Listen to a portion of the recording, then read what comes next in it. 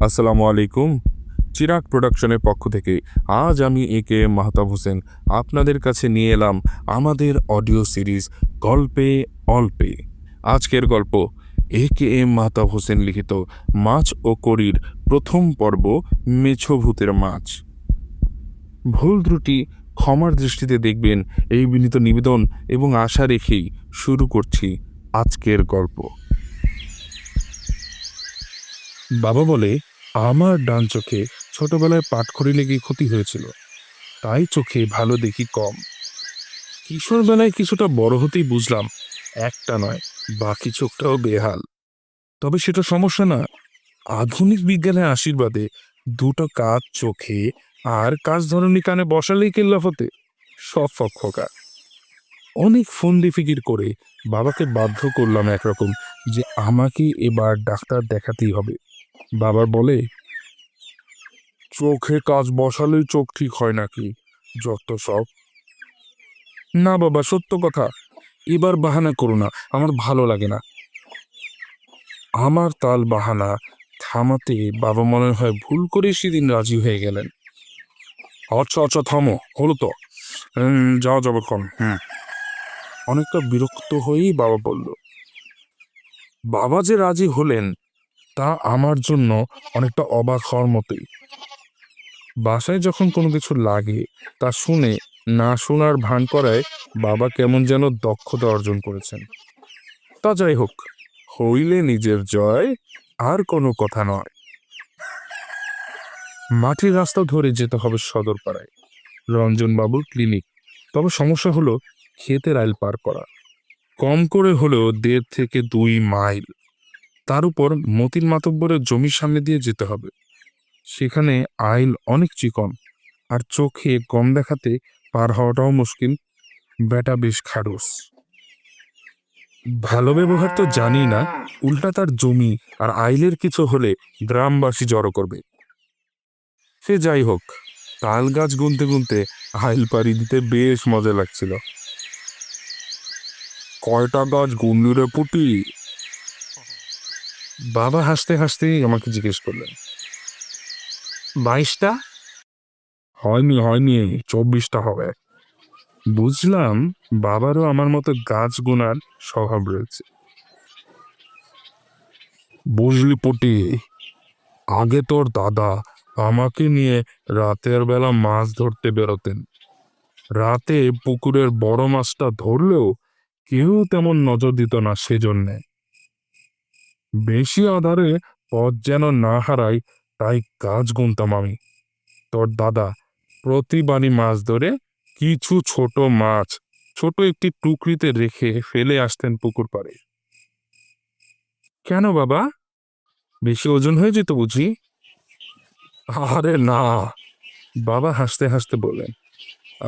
থাক, বাদ দে, ওসব বললে তুই ভয় পাবি। ভয়? কেন বাবা, ভয় পাবো কেন? না না না না, ভয় পাবো না, তুমি বলো তো। সত্যি তো? হ্যাঁ, আচ্ছা শোন তাহলে। আমাদের গ্রাম মুন্সিগঞ্জের ধামারণ, টঙ্গিবাড়ি থানার ধামারণ গ্রামে জলজলাদি তুলনামূলকভাবে অন্যান্য গ্রামগুলোর চেয়ে বেশি। এখন যদিও বা তোরা তেমনটা দেখিস না, কিন্তু আমরা পেয়েছি, আমরা দেখেছি। তোর দাদা বাড়ির থেকে পূবে 10 বাড়ি পেরোলেই হিনু পাশার বাড়ি ছিল। হিনু লোকটা বেশ ভালো ছিল, গরিবই ছিল, কিন্তু বেইমানি ছিল না। হ্যাঁ, কিন্তু সমস্যা ছিল অন্যখানে। হিনুর বউয়ের ছিল হাতটারের অভ্যাস। মানে বুঝলি তো, চুরি চুরি। কিন্তু অন্য কিছুতে না। সুফি মানে হিনুর বউ আর কি, ওর নজর ছিল জমিদার বাড়ির পুকুরের উপর, পুকুরের মাছের উপর। হিনু ছিল জমিদারের চাচাতো ভাই, সেই হিসেবে জমিদার হিনুকে প্রায়ই সাহায্য করত। নিজ পুকুরের মাছও মাঝে মাঝে তুলে দিতেন। তবে সুফির সাথে পুকুরের মাছ নিয়ে বেশ ঝামেলা পোহাইতো দিনমজুরেরা। দিনমজুরিরা আগে জমিদারের মাছ তুলত, পরে বাড়ির আর শেষে হিনুদের মাছটা তুলে দিত। কিন্তু সুফি প্রায় সুযোগ বুঝে জমিদারের ভাগের মাছে হাত বসাতো। বড় ভাগটা তো সেখানেই, তাই না? বেশ কয়েকবার জমিদার জানতে পেরেও মাফ করে দিলেন ওদের। বাবা, আচ্ছা, 10 বাড়ি পেরোনো মানে ওখানে তো একটা পোড়া বাড়ি আছে, ওটাই কি হিনু পাশার বাড়ি? হ্যাঁ, ওটাই হিনু পাশার বাড়ি। জমিদারের ভাই এত গরিব কিভাবে বাবা? হোক সে চাচাতো ভাই, ভাই তো। হ্যাঁ বাপরে, তুই দুনিয়ার নিয়ম বুঝলি না রে। দুনিয়া ওভাবে চলে না। তাছাড়া হিনু পাশার বাবা জমি জমা সব জমিদার রতনের বাবার কাছেই বেঁচে গিয়েছিলেন। বাবা এরপর কি হলো? আচ্ছা আচ্ছা, একবার হলো কি, সুফি জমিদারের সবচেয়ে বড় মাছটাই চুরি করলো। আসল ঝামেলাটা ছিল অন্য জায়গায়। সেদিন জমিদার বাড়িতে মেহমান আসার কথা। মেহমানদের ভাগের বড় কাতলাটি সুফি চুরি করলো, সেটা ভালো কথা। আবার সেটা রান্না করে জমিদারকেই খেতে পাঠালো, তাও আবার মাথাটা। জমিদার এই দুঃসাহস সহ্য করলেন না। তিনি প্রহরী পাঠিয়ে পাকড়াও করে আনলেন সুফিকে। হিনু অনেক আকুতি মিনতি করলো, জমিদার শুনেনি। সুফিকে পুকুর পাড়ের তাল গাছের সাথেই বেঁধে রাখা হলো। সাথে দিয়ে দেওয়া হলো এক প্রহরী, দুবেলা যেন খেতে পায় সুফি। বাবা, উনাকে কয়দিন বেঁধে রেখেছিল? বেশি দিন না রে বাবা, বেশি দিন না, একদিনই। পরের দিন রাতে গ্রাম জুড়ে বন্যা বইল। ভেসে গেল গ্রামের গরু ছাগল, সাথে কিছু মানুষ। সুফিও ডুবেছিল সেদিন। হ্যাঁ বাবা, ডুবলো মানে? প্রহরী রাতে বাঁধন খুলে দেয়নি? আর হিনু পাশা? এদেশের মানুষ কিছু পারুক আর না পারুক, অজুহাত আর ফাঁকিবাজিতে 1 নম্বর। আর হিনু, ওকে ধরে নিয়ে আটকে রেখেছিল জমিদার, যাতে লোকে ডরায় আর কি, বুঝিস নি? বন্যা শেষে গ্রামবাসী অবশ্য সুফির মৃত্যুকে নিয়ে জমিদারকে বেশ নিন্দা জানায়। জমিদার প্রহরীকে পাকড়াও করে সমাবেশে বিচার সালিশ বসিয়েছিল। জমিদার হুঙ্কার দিয়ে বলল, প্রহরী, তোমার নাম কি? আগে পাকু চৌকি। তো পাকু, সেদিন তুমি সুফিকে বেঁধে কোথায় পালালে? কাজের এমন ফাঁকির কারণে বেটি যে মারা পড়ল। আমার জমিদারিতে শাসন আছে, তোমার খামখেয়ালির কারণে গ্রামবাসী তো আমাকে শোষকও ভাবছে। তোমার কি শাস্তি দেওয়া উচিত বলো? জনাব, সেদিন যা হয়েছিল জানলে আপনি আমায় ভুল বুঝতেন না। ও বেটি মানুষ না, ডাইনি। এমন কথা বলতেই সমাবেশে সবাই আলাপ শুরু করে দিল। জমিদার বলে উঠলেন, থামো থামো বলছি। সবাই চুপ মেরে গেল। পাশ থেকে কাঁদো কাঁদো স্বরে হিনু বললে, না জমিদার, এসব মিথ্যে।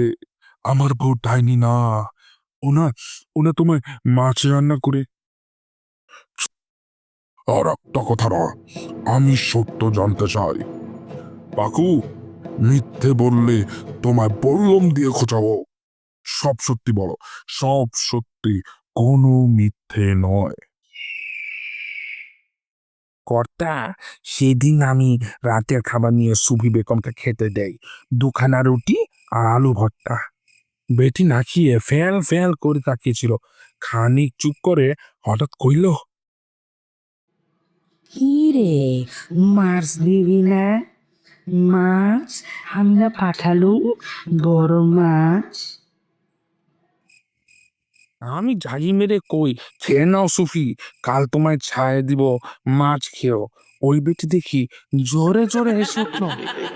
খুবই মাছ খাবো, দে দে, নাই রে তো শ্বাসকে নিব শুয়োর। এই বলে বড় বড় চোখ করে জোরে জোরে শ্বাস ফেলছিল সরকার। আমার হাত কামড়ে ধরলো সরকার। জমিদার কিছুটা আনমনা হয়ে গেলেন। সমাবেশ চুপ, সব থমথমে। বটতলায় হঠাৎ কুকুর ডেকে উঠল। জমিদার কিছুটা বেগ পেলেন। সমাবেশের সবার দিকে তাকিয়ে পাকুর দিকে তাকালেন। পাকু ক্ষত বিক্ষত হাতটি তুলে ধরলেন সবার সামনে। জমিদার বলল, বুঝছি না এই ব্যাপারে কি বলা যায়। হাত দেখে বোঝাই যাচ্ছে এটা মানুষের কামড়। আমি অবাক। গ্রামবাসীরা আবার বলা বলি শুরু করলো। হিনুও বেশ অবাক হয়েছিল। ওর মুখ ছিল বন্ধ। তারপর কি হলো? জমিদার বলে উঠল, কর্তা, ও আমার হাত কামড়ে নিয়ে মুখ থেকে মাঝারি মতন কাঁচা মাছের আধ খাওয়া কাটা বের করলো। পুরো একটা আস্ত মাছ। সে সময় ওর চোখ ছিল পুরো সাদা রকম, আর দাঁতগুলো ছিল তীক্ষ্ণ। সে কেমন যেন গোংরাচ্ছিল। আমি এমন দেখে ভয়ে বমি করে দিই। পরে সুযোগ দেখে পালাই। সেদিক থেকে আজ অবধি আমার ভীষণ জ্বর, কর্তা। সমাবেশ শেষে জমিদার হিনুকে জড়িয়ে ধরে বুকে নিলেন। হিনু কেঁদে উঠল। হিনুকে বুকে নিয়ে জমিদার বলল, হিনু আমার ভাই, ওর দুঃখ আমারও। তবে সুফিকে প্রেতে ধরেছিল, অথবা ও নিজেই ছিল ডাইনি। নাইলে বারবার জমিদার বাড়ির মাছ ও কেন চুরি করবে? যা হয়েছে সবই ওপরওয়ালার বিচার। আমি হিনুকে প্রয়োজনে আবার বিয়ে দিব। বাবা, হিনু পাশা কি আবার বিয়ে করে? কি হলো তারপর?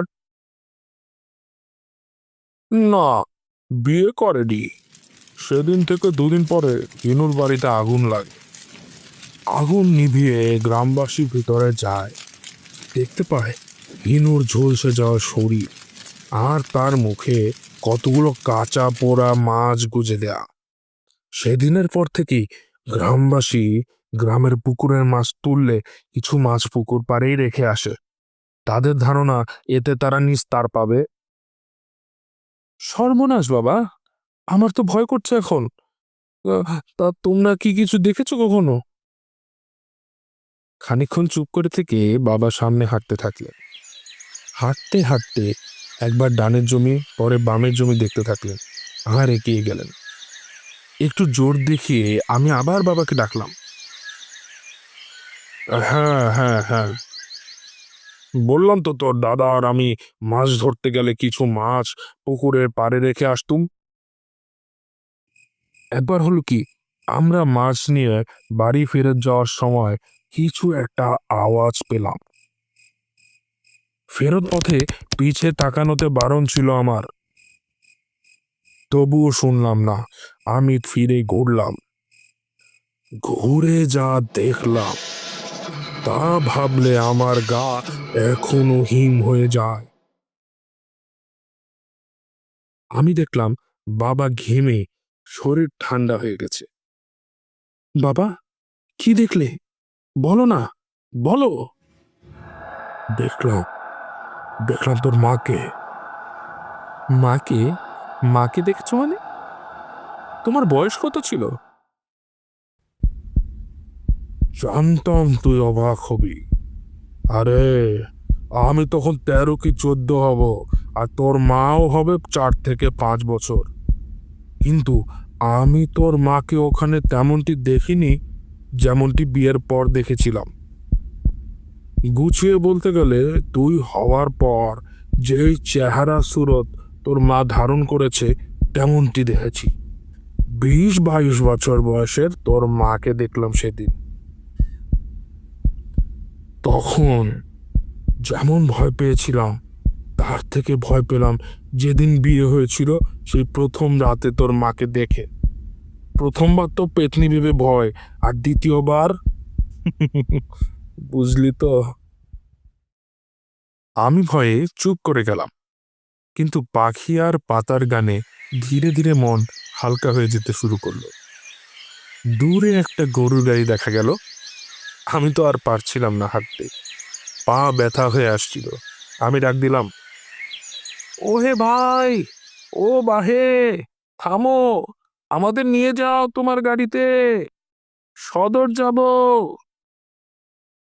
ওপার থেকে ফেরত উত্তর আসে, চলো যাই, সদর বা। বাবা এদিকে আমাকে ঝাড়ি মেরে বললেন, তুই না চোখে দেখিস না, গরু গাড়ি দেখলি কি হবে? বাবা দেখি তো, কিন্তু ঝাপসা দেখি। সাবধানে মতিন মতো করে জমি পার করে উঠলাম গাড়িতে। মাটির কাঁচা রাস্তা দিয়ে ধীর গতিতে এগিয়ে চলল গাড়ি। মনে মনে ভাবছিলাম, ঘোড়া গাড়ি হলে মন্দ হতো না। পরক্ষণে আবার চিন্তা করলাম, পায়ের ব্যথা তো কমলো, নইলে বাবা পারলে হেঁটেই হয়তো চলে যেত আমাকে নিয়ে। গাড়িওয়ালা গান ধরল, ও কি গাড়িয়াল ভাই, কত রব আমি পন্থের দিকে সায়ারে, ও কি গাড়িয়াল ভাই। বাবা হঠাৎ গানের মাঝে বলে উঠল, ফিরে যাবি নাকি মাছ ধরতে আজ রাতে? কত রব আমি পন্থের দিকে সাহারে। এখনই সব শুনে ফেললে কি হবে? পরের পর্বের জন্য কিছু থাক। পরের পর্ব আসছে খুব শীঘ্রই। থাকুন চিরাগ প্রোডাকশনের সাথে।